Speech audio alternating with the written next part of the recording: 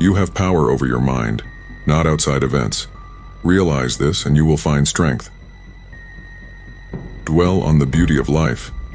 Watch the stars and see yourself running with them. Think constantly on the changes of the elements into each other, for such thoughts wash away the dust of earthly life. The happiness of your life depends upon the quality of your thoughts. Everything we hear is an opinion, not a fact. Everything we see is a perspective, not the truth. Waste no more time arguing about what a good man should be. Be one. If you are distressed by anything external, the pain is not due to the thing itself, but to your estimate of it, and this you have the power to revoke at any moment. When you arise in the morning, think of what a privilege it is to be alive, to think, to enjoy, to love. The best revenge is to be unlike him who performed the injury. The soul becomes dyed with the color of its thoughts. Accept the things to which fate binds you, and love the people with whom fate brings you together, but do so with all your heart. Understand at last that you have something in you more powerful and divine than what causes the bodily passions and pulls you like a mere puppet. What thoughts now occupy my mind? Is it not fear, suspicion, desire, or something like that? Don't return to philosophy as a taskmaster, but as patient seek out relief in a treatment of sore eyes, or a dressing for a burn or from an ointment.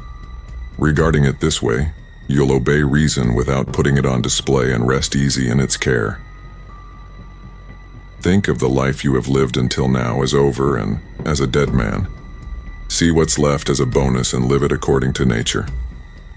Love the hand that fate deals you and play it as your own. For what could be more fitting? The art of living is more like wrestling than dancing, because an artful life requires being prepared to meet and withstand sudden and unexpected attacks. It isn't manly to be enraged. Rather, gentleness and civility are more human, and therefore manlier. The nearer a man comes to a calm mind, the closer he is to strength. Wherever a person can live, there one can also live well. You shouldn't give circumstances the power to rouse anger, for they don't care at all. Keep a list before your mind of those who burned with anger and resentment about something, of even the most renowned for success, misfortune, evil deeds, or any special distinction. Then ask yourself, how did that work out? Smoke and dust, the stuff of simple myth trying to be legend. Whenever someone has done wrong by you, immediately consider what notion of good or evil they had in doing it. For when you see that, you'll feel compassion instead of astonishment or rage. We are like many pellets of incense falling on the same altar. Some collapse sooner, others later, but it makes no difference. The mind freed from passions is an impenetrable fortress. A person has no more secure place of refuge for all time. Choose not to be harmed and you won't feel harmed. Don't feel harmed and you haven't been. That cucumber is bitter, so toss it out. There are thorns on the path, then keep away. Enough said. Why ponder the existence of nuisance? When you first rise in the morning, tell yourself, I will encounter busybodies, ingrates, egomaniacs, liars, the jealous, and cranks. They are all stricken with these afflictions because they don't know the difference between good and evil. Because I have understood the beauty of good and the ugliness of evil, I know that these wrongdoers are still akin to me, and that none can do me harm or implicate me in ugliness. Nor can I be angry at my relatives or hate them, for we are made for cooperation. Dig deep within yourself, for there is a fountain of goodness ever ready to flow if you will keep digging. You have been formed of 3 parts, body, breath, and mind. Of these, the first 2 are yours, insofar as they are only in your care. The third alone is truly yours. If anyone can prove and show to me that I think and act in error, I will gladly change it. For I seek the truth, by which no one has ever been harmed. The one who is harmed is the one who abides in deceit and ignorance. Kindness is invincible, but only when it's sincere, with no hypocrisy or faking. For what can even the most malicious person do if you keep showing kindness and, if given the chance, you gently point out where they went wrong, right as they are trying to harm you? It is essential for you to remember that the attention you give to any action should be in due proportion to its worth, for then you won't tire and give up if you aren't busying yourself with lesser things beyond what should be allowed.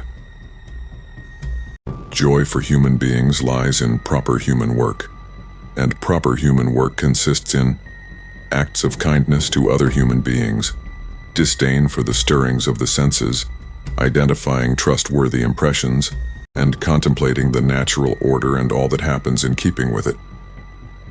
How easily we love ourselves above all others, yet we put more stock in the opinions of others than in our own estimation of self. You must build up your life action by action and be content if each one achieves its goal as far as possible, and no one can keep you from this.